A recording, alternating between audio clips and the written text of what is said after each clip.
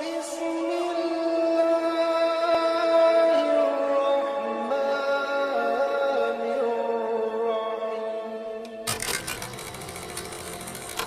Sugar کی پٹی بھی باندھ نہیں تھا. حضرت ایوب 18 سال بیمار رہے.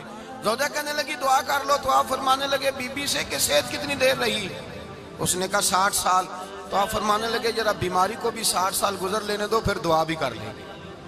یہ دعا کی اللہ، یہ لفظ کہے اللہ نے صحت دے دی، تندرستی آ گئی. ایک دن گھر میں بیٹھے بیٹھے زوجہ کہنے لگی کہ ایوب یہ بتاؤ دکھ اچھے کہ سکھ؟ آپ فرمانے لگے سارے دن ہی اللہ کے ہیں پر دکھ بڑے اچھے تھے. مجھ سے پوچھو تو دکھ بڑے اچھے تھے. کہا کس طرح؟ تو حضرت ایوب فرمانے لگے جب میں بیمار تھا تو 24 گھنٹے میں ایک دفعہ میرا رب میرا حال پوچھا کرتا تھا. ایک دفعہ میرا اللہ پوچھتا تھا ایوب تیرا حال کیا ہے؟ فرماتے ہیں 12 گھنٹے تو لذت ہی رہتی تھی کہ میرے رب نے میرا حال پوچھ لیا ہے، اور اگلے 12 گھنٹے میں انتظار کرتا تھا مالک حال دوبارہ کب پوچھے گا. فرمانے لگے اب صحت تو ہو گئی ہے پر اب میرا رب میرا حال تو نہیں نہ پوچھتا. بھائی مشکلات جو ہوتی ہیں وہ تو تجھے سجا دیتی ہیں، سوار دیتی ہیں.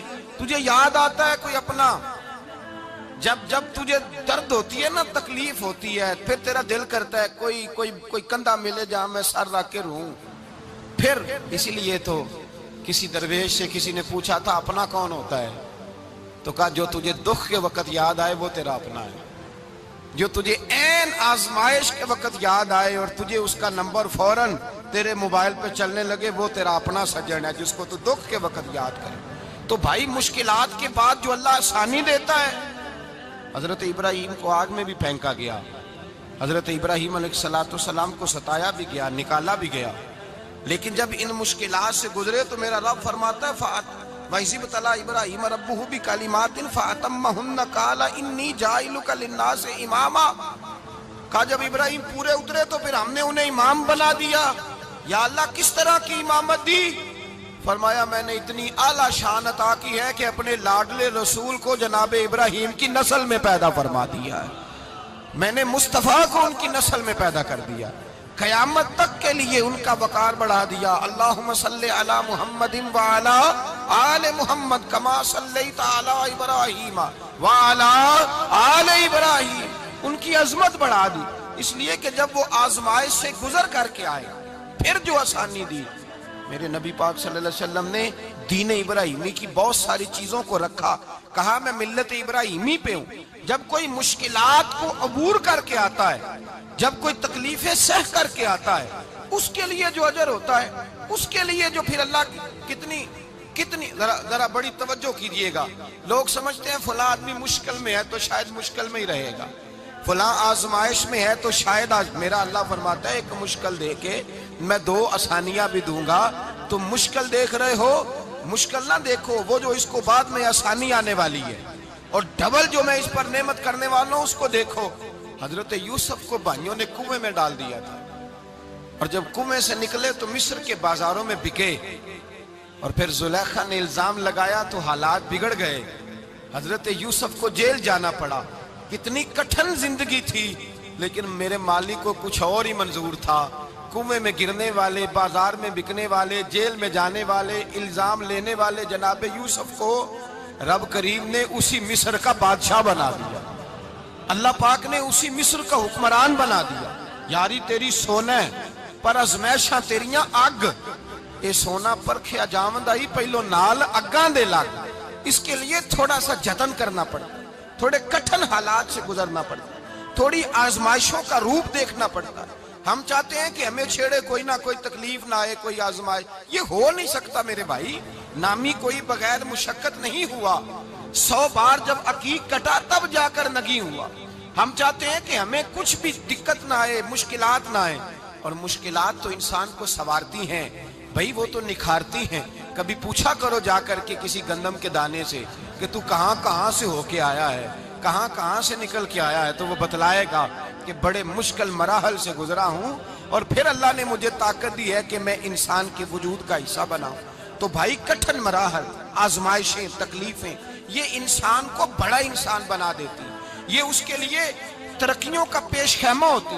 ہمارے جوان پریشان ہو جاتے ہیں عورتیں خاص کر کے اس بات پہ توجہ کریں، وہ بڑی جلدی غم لے جاتی ہیں، وہ کہتی ہیں جانے میرا کچھ ہوگا ہی نہیں، جانے میرا کچھ ہو ہی نہیں سکتا۔ میرے بھائی درجنوں اور بیسیوں لوگ ایسے ہیں جن کی اولادیں نہیں تھی لیکن نام ان کا ان سے بھی زیادہ ہے جو بڑے بڑے صاحب اولاد۔ حضرت خواجہ معین الدین اجمیری کو جانتے ہیں آپ لوگ؟ نہیں، جو جانتے ہیں وہ بولیں۔ جانتے ہیں جی؟ لو جی، کافی سارے جانتے ہیں، تھوڑے جی رہ گئے نا۔ جانتے ہیں نا خواجہ صاحب کو؟ ان کے کسی بیٹے کو جانتے ہوں؟ نہیں جانتے، نہیں جانتے، نہیں جانتے آپ ان کے بیٹے کو۔ حضرت خواجہ معین الدین اجمیری رحمت اللہ تعالیٰ علیہ کے بیٹے کو نہیں جانتے، لیکن ویسے آپ ہندوستان میں کسی آدمی کو چھیڑ کے دیکھیں، وہ کہے گا میں خواجہ صاحب کا روحانی بیٹا ہوں، میں اولاد۔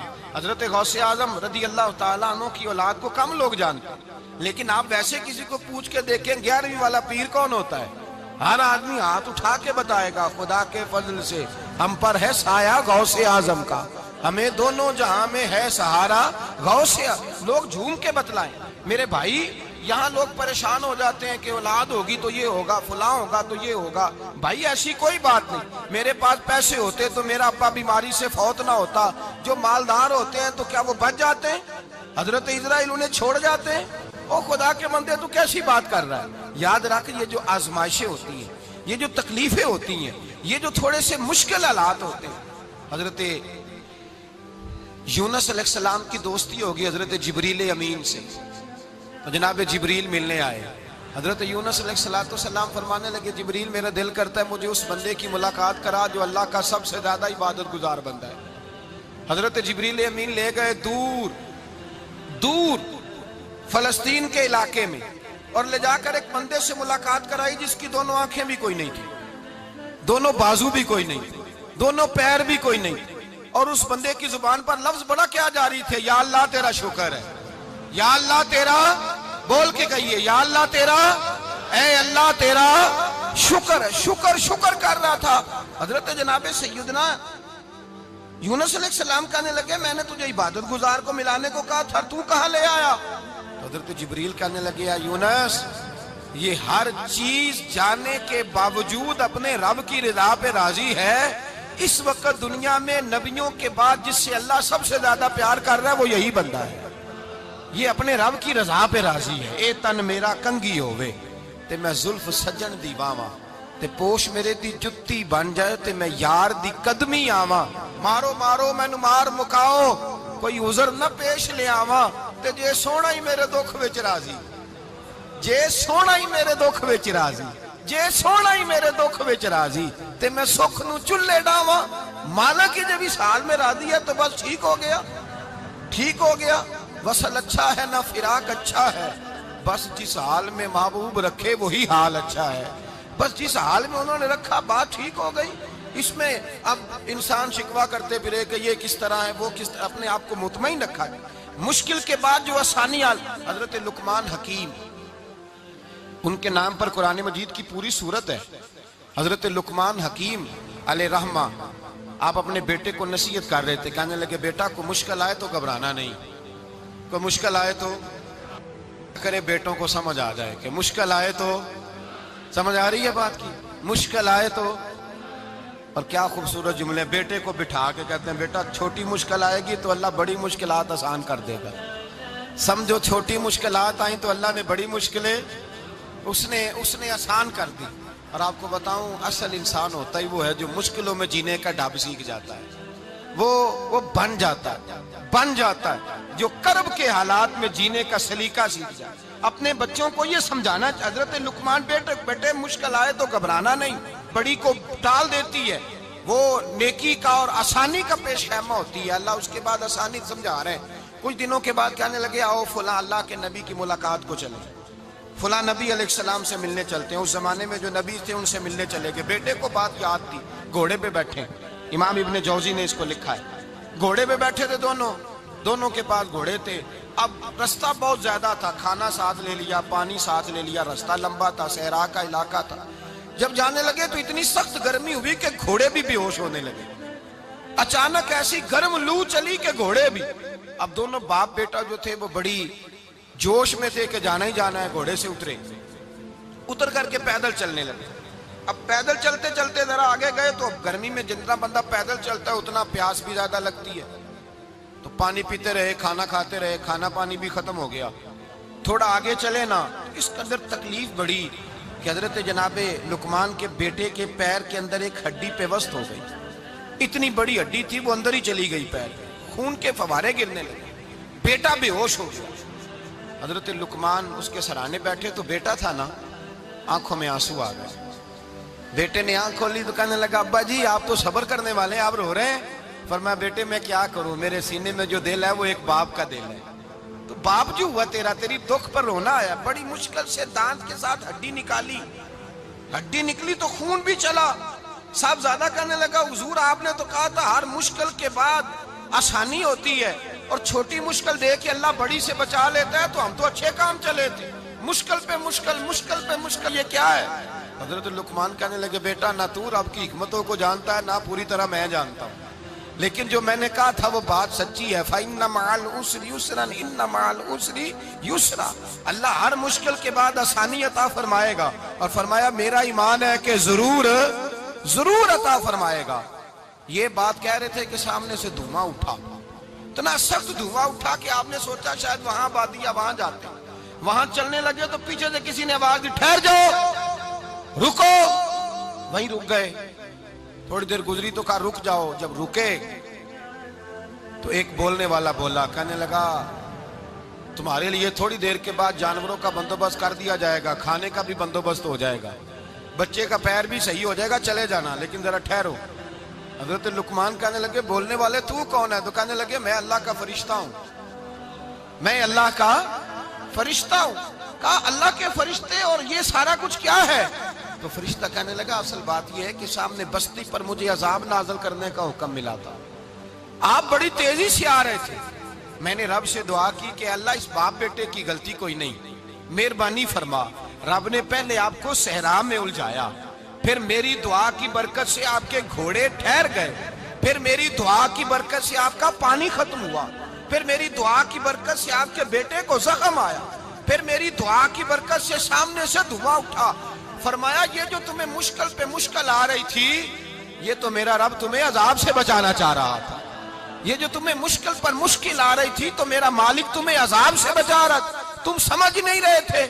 حضرت لقمان نے بیٹے کی طرف دیکھا تو بیٹے کہنے لگے ابا جی بات بالکل سچی ہے، افضل الذکر لا الہ الا لا الہ الا، اور پھر پڑھنے لگے حسبنا اللہ و نعم الوکیل نعم المولا و نعم النصیر، یہ ورد ہونے لگے۔ بھائی جب تجھے مشکل آتی ہے، آزمائش آتی ہے، تو اس وقت سمجھتا ہے پتہ نہیں میرے ساتھ کیا بننے لگا ہے۔ اللہ تبارک و تعالیٰ چھوٹی مشکل دے کے تجھے بڑی سے محفوظ رکھتا ہے، چھوٹی بیماری دے کے تجھے بڑی سے محفوظ رکھتا ہے۔ بلکہ میں ایک دفعہ ایک تکلیف میں، ایک آزمائش میں مبتلا ہو گیا، تو میں نے اپنے حضرت سے کہا کہ حضور سارے دکھ کٹھے ہی آ گئے، کیا کیا جائے؟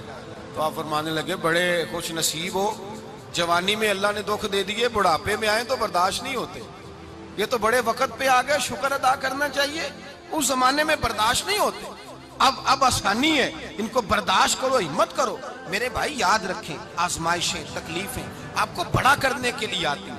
ہم آزمائش کو برا جانتے ہیں، دکھ کو برا جانتے ہیں، دکھ تو بڑے پیارے ہوتے ہیں، یہ رونے کا سلیقہ سکھاتے ہیں، یہ اللہ کو منانے کا طریقہ سکھاتے ہیں، یہ مسجد میں جانے کا۔ وہ جو سکھی بندہ ہے نا، سکھی، مجھے ایک صاحب کہنے لگے دو قسم کے لوگ مدینے سے آتے ہیں، مدینہ شریف پوچھنے لگے، کہنے لگے حضرت جی دو قسم کے بندے ہیں، کچھ واپس جاتے ہوئے تڑپ رہے ہیں، کچھ تصویریں کھینچ رہے ہیں رخصتی کے وقت، فرق کیا ہے؟ تو میں نے کہا وہ جو تصویریں کھینچ رہا ہے وہ امیر آدمی ہے، اسے پتا ہے کہ میں پھر ٹکٹ لے لوں گا، مہینے کے بعد پھر آ جاؤں گا، اور یہ مدینہ چھوڑتے ہوئے تڑپ رہا ہے، یہ کوئی غریب ہے، یہ کہہ رہا ہے پتہ نہیں دوبارہ موقع ملے کہ نہ ملے، یہ دکھی ہے، یہ آزمائش میں دکھی۔ سکھی بندہ تو مکے جا کے نہیں روتا، وہاں بھی کھڑا ہے، ڈٹ کے کھڑا، دکھی کوئی نہیں تو روئے کیسے؟ روئے کیسے؟ دکھیے دی گل دکھیا ہی جانے، دکھیے دی گل، کیا خوبصورت لفظ ہے میاں صاحب کی، اور لفظوں میں حسن دیکھے، کہنے لگے دکھیے دی گل اے دکھیا ہی جانے، تے سکھیے نو کی خبراں، تے یار جنہاں دے موت نے مارے روندے نہیں تک تک قبراں۔ یہ مشکل مرحلہ ہوتا ہے، جب انسان تکلیف میں ہوتا ہے پھر اسے احساس ہوتا ہے۔ اور تکلیف والے کو ہی تکلیف والے کی تکلیف کا احساس ہوتا ہے. جب آپ کو اللہ مشکل دیتا ہے تو سمجھ لیں رب آسانی دینا چاہ رہا ہے. جب تیز دھوپ آتی ہے تو سمجھ لیں اللہ گرم ہوا گزار کے ٹھنڈی بارش برسانا چاہ رہا ہے. اور جب چاروں طرف سے گھٹن ہو، پنجابی میں کہتے ہیں گما لگ جائے، تو پھر سارے بول کے کہتے ہیں اب جو طوفان آئے گا وہ سختی آئے گا. اس لیے کہ گھٹن جتنی زیادہ ہوتی ہے پھر فضل بھی اتنا. جن لوگوں نے تکلیفیں زیادہ سہی تھی رب نے عزتیں بھی زیادہ ہی عطا فرمائی. جن لوگوں نے تکلیفیں زیادہ سہی نا انہیں اللہ نے درجہ بھی. حضرت بلال حبشی نے بڑی تکلیف سہی، مارا کرتا تھا امیہ، بڑا مارتے تھے. اتنا مارتے تھے کہ موٹے، آپ نے کبھی دیکھے ہیں دیہاتوں میں موٹے موٹے پائے ہوتے تھے چار پائیوں کے، موٹے موٹے پان کی چار پائیاں اور بڑی چار پائیاں کافر بچھا کے بیٹھ جاتے اور حضرت بلال حبشی کے پیر ان کے نیچے رکھ دیتے، ہاتھ ان کے نیچے رکھ دیتے، آگ لوہا گرم کر کے اس کے اوپر ننگے بدن لٹا دیتے. مکے نے بڑی آزمائشیں دیکھی، پھر اسی مکے نے مدینے نے عجیب رنگ دیکھا کہ میرے نبی معراج سے واپس آئے اور حضور نے عظمت دی. فرمایا بلال یار تیرا بڑا مقام ہے، تو مدینے میں چل رہا تھا اور میں جنت میں تیرے قدموں کی آواز سن رہا تھا. کتنا تیرا مقام ہے، کتنا تیرا درجہ ہے، میں وہاں تیرے چلنے کی آواز سن رہا تھا. حضرت ابو بکر صدیق رضی اللہ تعالیٰ عنہ نے اس زمانے میں حضور کی نوکری کی جب دوسرا جانثار کوئی نہیں تھا. سارے لوگ تانے دیتے، کہتے ابو بکر تو اکیلا ہی سیاںا ہے، سارا مکہ مخالفت کرتا ہے، تو جان ہی نہیں چھوڑتا، سارا زمانہ مخالفت کرتا. ابو بکر صدیق نے مال بھی دیا، جان بھی دی، شہزادی حضرت عائشہ بھی دی حضور کی خدمت میں، ہر چیز لٹا دی. دنیا کو پتا اس دن چلا جس دن میرے رسول پاک صلی اللہ علیہ وسلم مسجد نبی میں بیٹھے تھے، درجنوں صحابہ تھے. حضور نے فرمایا ابو دردہ کو تو بلاؤ. جناب ابو دردہ حاضر ہوئے تو کہتے ہیں حضور کا چہرہ دیکھا تو ناراضگی ہے چہرے پہ. میں نے دیکھتے ہی کہا حضور آپ مجھ سے ناراض ہیں؟ حضور نے فرمایا ہاں میں ناراض ہوں. جب یہ لفظ کہے تو میں کانپنے لگا، حضور ناراض ہو گئے. میں نے کہا یا رسول اللہ میری غلطی. تو نبی پاک نے فرمایا تو میرے ابو بکر کی عظمت نہیں جانتا؟ حضور جانتا ہوں. حضور کیا ہوا؟ نبی پاک نے فرمایا کل تو گلی میں گزر رہا تھا، ابو بکر بھی گزر رہا تھا، تو نے سوچا ہی نہیں تو میرے ابو بکر کے آگے آگے چل رہا تھا؟ یہ خیال ہی نہیں آیا تجھے پتا نہیں کہ جس نے میرے ساتھ نیکی کی میں نے بدلہ چکا دیا ہے. ابو بکر کا بازو تھام کے اللہ کی بارگاہ میں لے جاؤں گا، میرا رب بھی اسے بدلے عطا فرمائے گا. یہ عظمت، یہ شان، یہ بلندی اور رفعت مشکلات سے گزرنے کے بعد ملی. میرے نبی پاک صلی اللہ تعالیٰ علیہ وسلم کے ساتھ مولا کائنات شیر خدا حضرت علی نے 9 سال کی عمر سے وفات شروع کی اور تا دم آخری حضرت علی نے وفا کی مصطفیٰ سے. کٹھن مراحل سے گزرے، کٹھن مراحل سے. حضرت علی کہتے ہیں میں ہر جنگ میں ہر جہاد میں ساتھ تھا، پر جس دن مکے اور مدینے سے آنے والوں کو حضور بھائی بھائی بنا رہے تھے، مہاجر اور انصار کو بھائی بھائی بنا رہے تھے. فرماتے ہیں میں تنہا کھڑا تھا، کوئی کسی کا بھائی بن گیا، کوئی کسی کا بھائی بن گیا، میں اکیلا کھڑا تھا اور میں سوچ رہا تھا کہ یار میں کدھر جاؤں.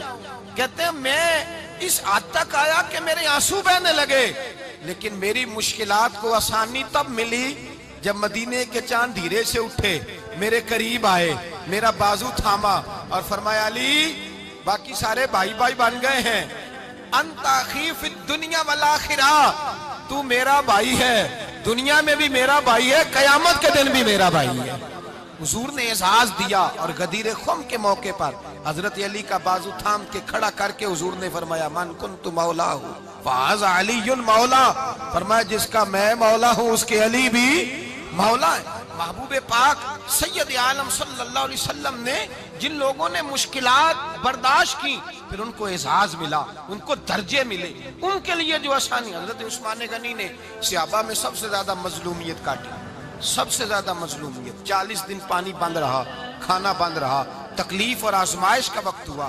امام جلال الدین سیوطی رحمت اللہ تعالیٰ علیہ الحاوی للفتاوی میں لکھتے ہیں، کہتے ہیں جب حضرت عثمان غنی پر کھانا اور پانی بند تھا، ایک شام حضرت عبداللہ بن سلام ملنے گئے.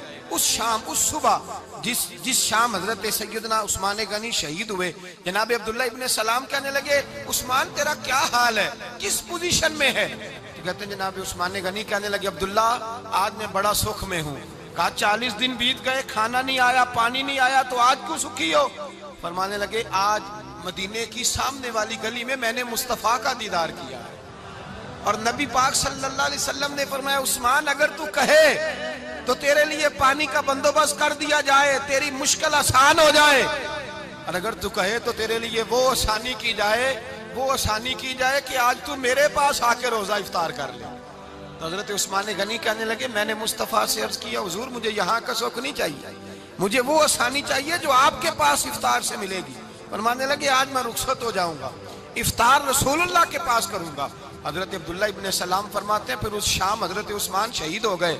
لوگ کہنے لگے عثمان شہید ہو گئے, اور میں کہنے لگا نہیں, انہوں نے جا کے نبی پاک کے دسترخوان پہ روزہ افطار کر لیا ہے.